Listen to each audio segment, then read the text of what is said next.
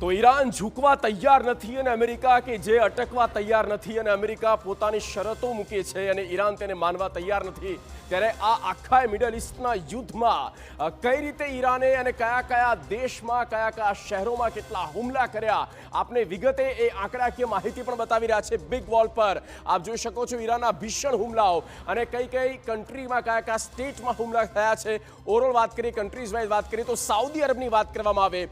Saudi અરબમાં 34 missile ફેંકવામાં આવી છે 407 drone ફેંકવામાં આવ્યા છે અને સાઉદી અરબને આ નુકસાન પહોંચાડવામાં આવ્યું છે પહેલા ટાર્ગેટ હતો ઈરાનનો કે જ્યાં જ્યાં યુએસ એરબેઝ છે ત્યાં ત્યાં ટાર્ગેટ્સ પર હતા યુએસ એરબેઝ પર હવે તો એ સિવિલિયન્સના પણ અટેક થઈ રહ્યા છે અને બિલ્ડિંગ જે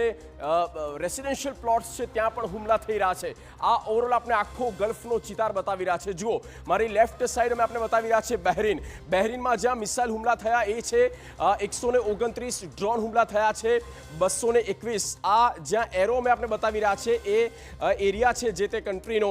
કતરની વાત કરીએ તો અહીંયા જ્યાં હુમલા થયા છે 184 અને ડ્રોનના એકલા 84 આમ આટલા હુમલા કતરમાં થયા યુએની વાત કરીએ તો યુનાઇટેડ અરબ એમિરેટ્સ અને જ્યાં 319 મિસાઇલ ફેંકવામાં આવી અને 1629 ડ્રોન ફેંકવામાં આવ્યા છે